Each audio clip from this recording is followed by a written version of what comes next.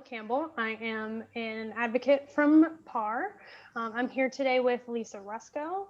Lisa is the Training Supervisor for Allegheny County Juvenile Probation, and part of her duties involve overseeing the return of out-of-state youth to their home state. This happens through Interstate Compact, following judicial procedures, and is where Lisa's work intersects with human trafficking. Welcome, Lisa. Good morning. How are you? Good. So I'm going to jump right in with some questions for you. Okay. What is Interstate Compact, and can you explain how that might intersect with human trafficking in Allegheny County? Sure. Interstate Compact for juveniles is a federal law that regulates movement between each state for juveniles that are involved with the court system, in addition to overseeing the transferring of supervision for kids that are involved with delinquency proceedings. We also are involved with returning out-of-state runaways to their home state. So, for example, if we receive a report from local authorities in Allegheny County that a youth has been apprehended who is deemed a runaway from another state, we take custody of that child pending their return. And typically with an out-of-state runaway, that in itself can raise a red flag that there's a possibility that trafficking is involved. So what we will do is try to get as much information as we can from the police department or whatever local authorities that is that has apprehended the child, and also speak with the youth and their family in order to collect as much information as we can. And typically what we will do is turn that information over to the FBI in order for them to do further investigation. And there is also, excuse me, that if we feel there are some signs of neglect or trafficking, anything like that that's involved, then we will also childline that youth for children, youth, and families to become involved as well. Okay. So what role do you believe that probation officers play in human trafficking here in Allegheny County? So for example, recognizing those red flags, identifying victims, interventions, connecting them to services, etc. You know, probation officers have direct contact with delinquent youth on a regular basis, and they form relationships with them. So, you know, along with the training that we receive on identifying signs of trafficking, which, by the way, is not an easy task because, you know, we've talked about this where identifying human trafficking, it doesn't fit into into a box that it's very vague sometimes, so that you have to be able to, monitor and flag these youth. And if there is suspicion that there might be trafficking involved, and bring it to the attention of the court, connect them with services, connect them with different agencies like yours, like PAAR, so that they can provide some type of intervention, and then also connect them with further services. Looking back on cases that I've supervised, when I first became a probation officer, I had a particular case where I actually was supervising youth that were that had drug addiction issues. And I had a teenage girl who did have addiction issues, and she absconded from supervision. And during that time, when I was looking for her, I had received information that she was involved with a 26-year-old male, and that she was working as an exotic dancer at a bar. So with that information, we were able to eventually apprehend her.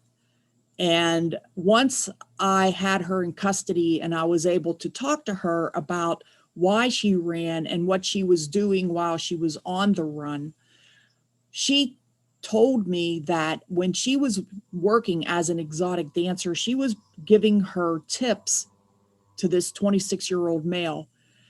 And at the time, because I had no training in human trafficking, and I had a blind spot to that topic, because a lot of people think it can't happen here. It didn't occur to me that she probably was being trafficked. And I just thought she was naive and he was taking advantage of her.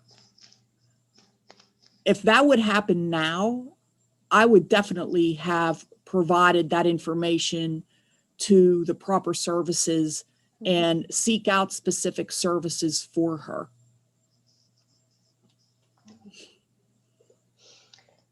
So clearly in that example, you had a minor who was involved in possible trafficking.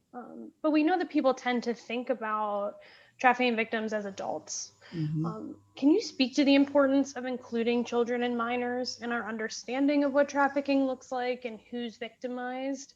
And in your experience, how are children in Allegheny County being impacted by trafficking? Well, one thing's for sure is that trafficking is extremely hard to identify. And it definitely is not, children are not immune to being trafficked. I think that for me, for just looking back on cases that I had, and after receiving more training on what trafficking looks like, and it's not an easy task to identify trafficking. It's like we've been trained in what we have talked about, even you and I, prior to this interview. What we talked about is that, it is no child or person who is being trafficked. They're not going to tell you, yes, I'm being trafficked, help me. That's not going to happen. And unfortunately, it does make it difficult. And you have to be aware of what is out of place. What is the red flag?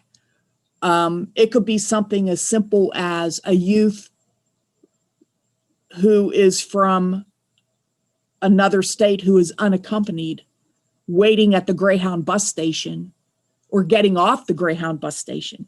Why are they here? Where are they going? We know that youth can be recruited by other youth to be trafficked. We had a case like that here in Allegheny County. Neither child was from this area, but, one female recruited another female to come work for her boyfriend. The other thing is that I don't want to give the impression that trafficking is always sex related, because that's definitely not true. Youth, we all know about youth being trafficked in labor. I have my feelings sometimes that youth can be trafficked through stealing of merchandise, possibly of trafficking drugs. So, there's no easy, there's no concrete signs like, okay, if it's this, this, and this, then, youth are going to be trafficked. Now, the state of Pennsylvania did several years ago pass the Safe Harbor Act, where if there are particular charges such as, I believe, disorderly conduct, which can be very vague. So several years ago, the state of Pennsylvania passed what's called the Safe Harbor Act. And there are particular charges that if a child is charged with that and there is some signs of trafficking, police should be looking at this and potentially investigating further for human trafficking.